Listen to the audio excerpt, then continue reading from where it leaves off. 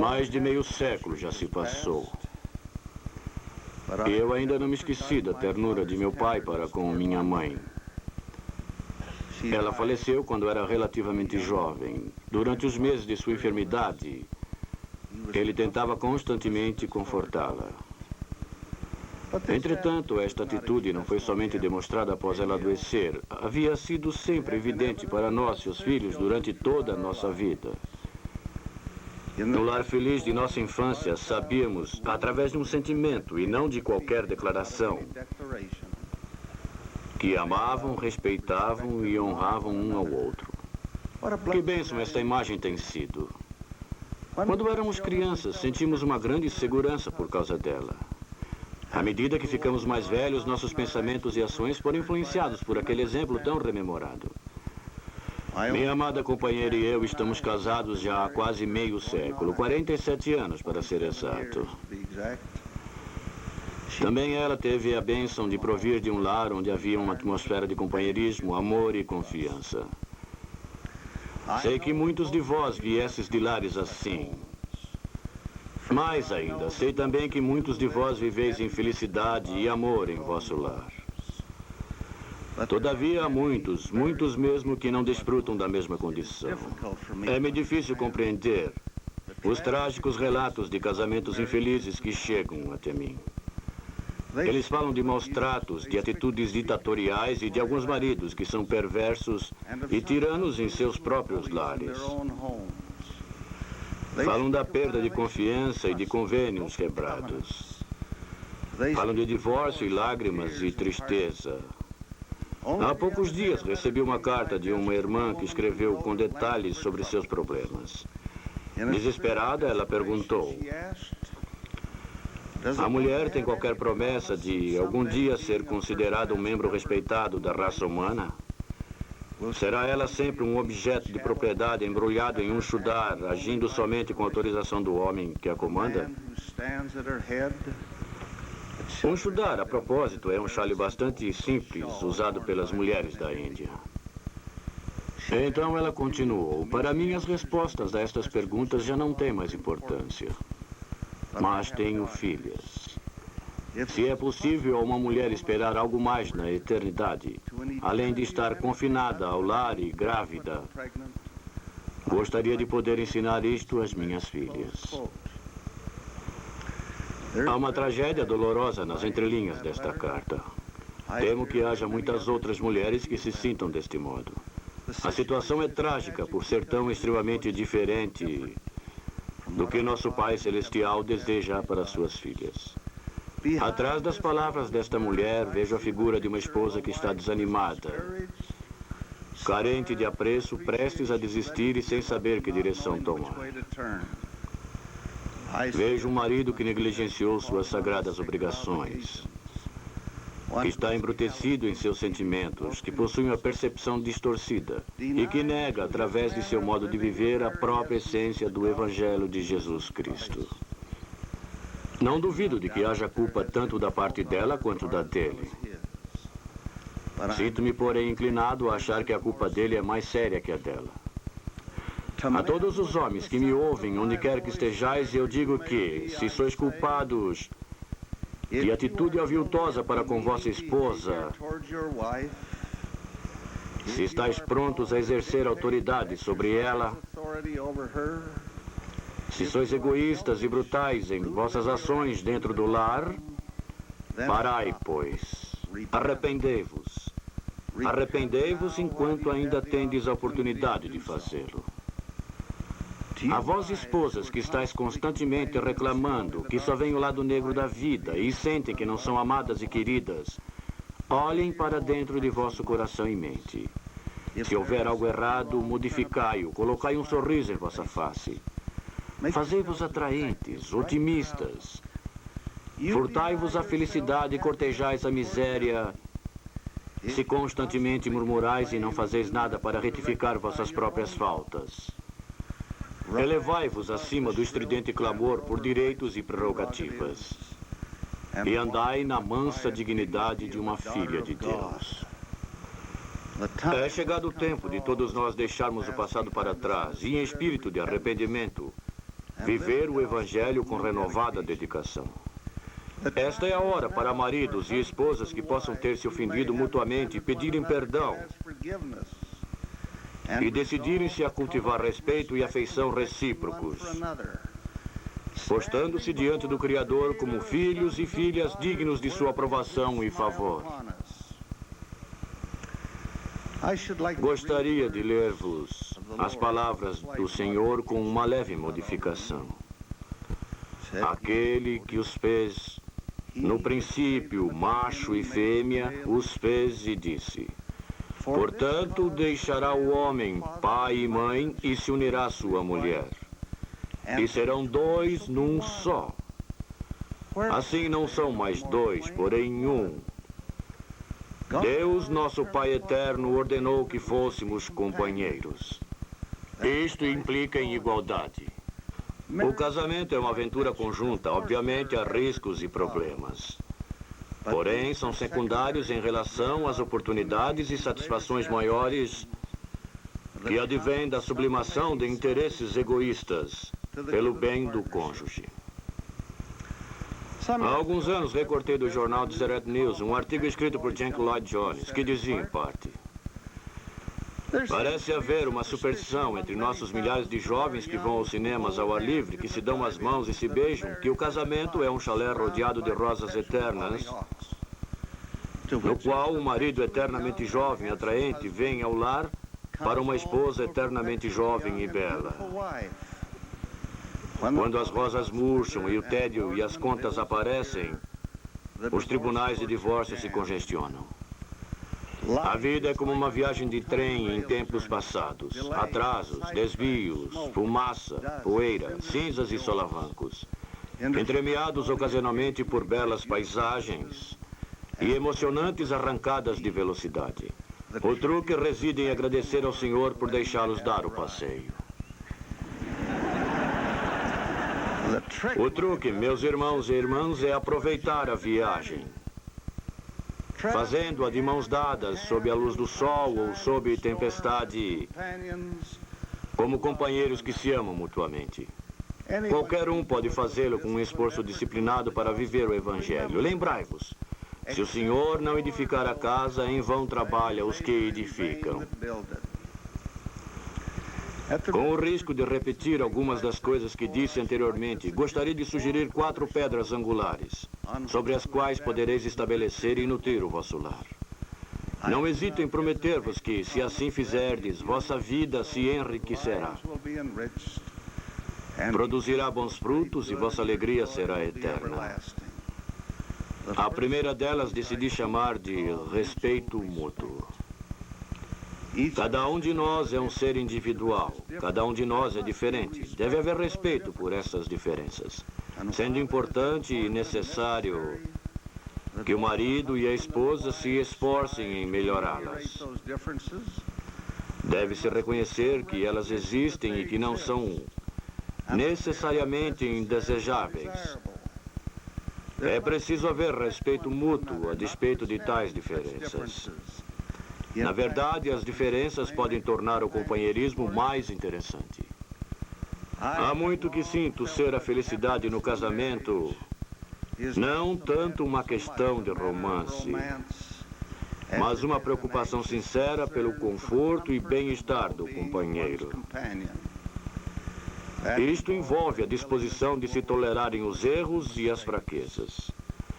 Certo homem disse: o amor não é cego, vê mais, não menos. Por ver mais, porém, está desejoso de ver menos. Muitos de nós precisamos parar de procurar falhas e começar a procurar virtudes. Burt Tarkington, novelista e dramaturgo americano, comentou certa vez que a esposa ideal é qualquer mulher que tenha um marido ideal. Infelizmente, algumas esposas desejam refazer seu marido segundo seu próprio modelo. Alguns maridos consideram sua prerrogativa compelir a esposa a se ajustar aos padrões que eles julgam ser o ideal. Isso nunca dá certo.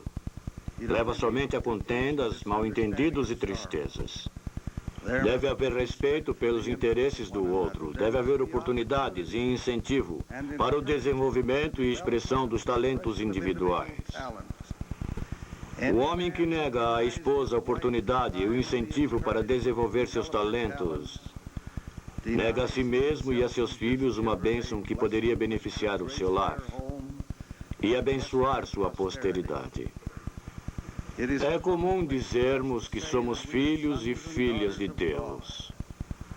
No Evangelho não existe base para a inferioridade ou superioridade entre marido e mulher. Achais que Deus, nosso Pai eterno, ama suas filhas menos que seus filhos? Nenhum homem pode dirimir ou rebaixar sua esposa como uma filha de Deus sem ofender seu Pai celestial. Fico ofendido com o sofisma de que a única sina da mulher sude é ficar confinada ao lar e grávida. É uma frase arguta, porém falsa. Obviamente, cremos em ter filhos. O Senhor disse que nos multiplicássemos e enchêssemos a terra para que tivéssemos alegria em nossa posteridade. E não há maior alegria do que aquela que nos advém de termos filhos felizes sendo criados em boas famílias. Todavia, Ele não designou o número de filhos, nem a igreja. Este é um assunto sagrado entre o casal e o Senhor. A declaração oficial da igreja diz o seguinte: o homem deve ter consideração para com sua esposa, que arca com a responsabilidade maior. Não somente de dar à luz os filhos, mas também de cuidar deles através da infância. E deve ajudá-la a conservar a força e a saúde. Os casais devem exercitar o autocontrole em todas as suas relações. Devem procurar inspiração e sabedoria do Senhor para que possam resolver seus desafios conjugais e criar seus filhos de acordo com os ensinamentos do Evangelho. Fim da citação. Maridos, esposas, respeitai-vos mutuamente. Vivei dignos do respeito um do outro. Cultivai o tipo de respeito que se expressa na gentileza, na paciência, no perdão, na afeição verdadeira, sem diplomacia fingida e sem ostentação de autoridade. Passo agora para a segunda pedra angular. Na falta de nome melhor, chamo-a de a resposta branda.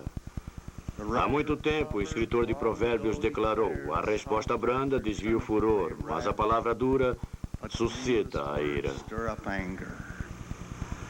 Ouço muitas queixas de homens e mulheres que não conseguem comunicar-se entre si. Talvez eu seja ingênuo, mas não compreendo isso. A comunicação é essencialmente um problema de diálogo.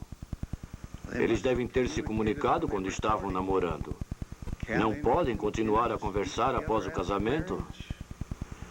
Será que não podem discutir seus interesses, seus problemas, seus desafios, suas aspirações de uma forma franca, limpa, aberta e feliz?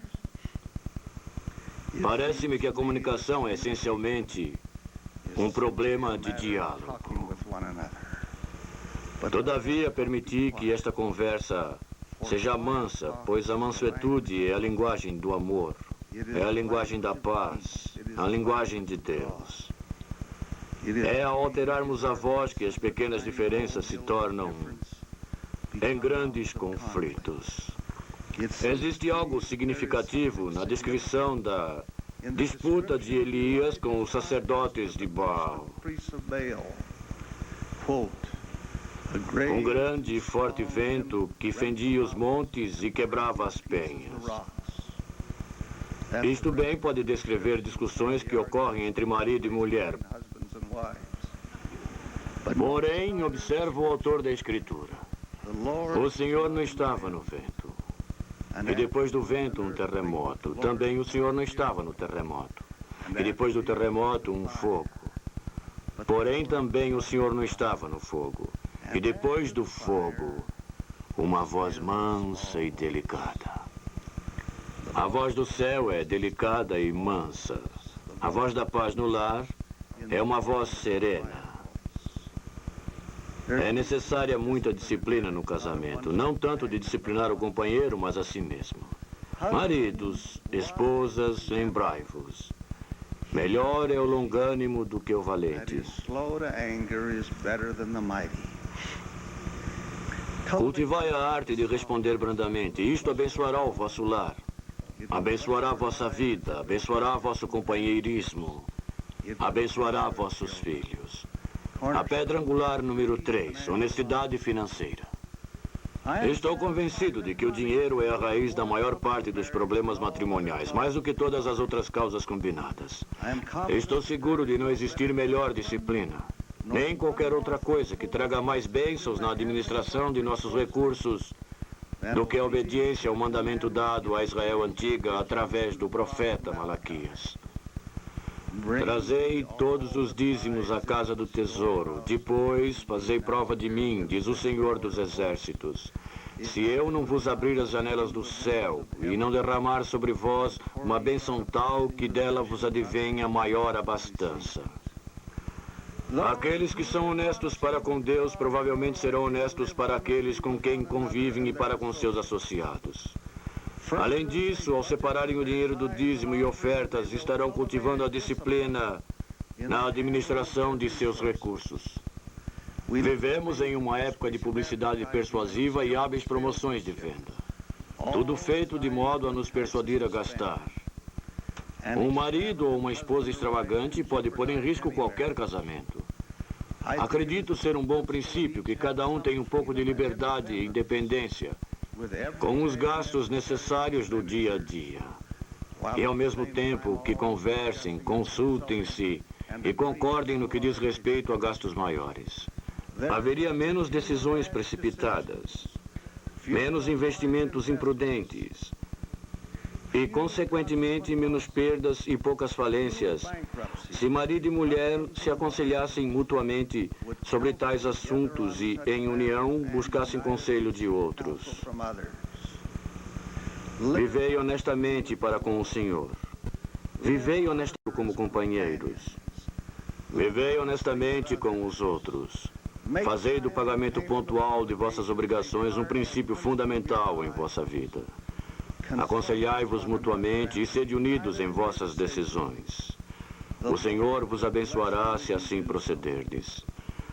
A última pedra angular sobre a qual deveis edificar o vosso lar. Oração familiar, já salientada pelo irmão Larsen. Não conheço nada que exerça um efeito mais salutar em vossa vida do que a prática de vos ajoelhardes juntos em oração. As próprias palavras Nosso Pai Celestial já têm um efeito tremendo. Não podeis pronunciá-las com sinceridade e com reconhecimento sem que tenhais um sentimento de responsabilidade para com Deus. As pequenas tormentas que parecem afligir todo o casamento tornam-se de pouca importância quando ajoelhais perante o Senhor e vos dirigis a Ele como um filho e filha fervorosos. Vossas conversas diárias com Ele trarão a paz ao vosso coração e alegria à vossa vida, que não poderão advir de nenhuma outra fonte. Vosso companheirismo enternecer-se-á através dos anos. Vosso amor se fortalecerá. Vossa apreciação mútua crescerá.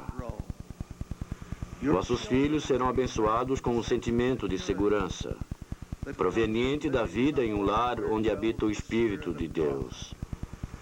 Conhecerão e amarão pais que respeitam um ao outro. E um espírito de respeito desenvolver-se-á em seu próprio coração. Experimentarão a segurança de palavras gentis ditas brandamente.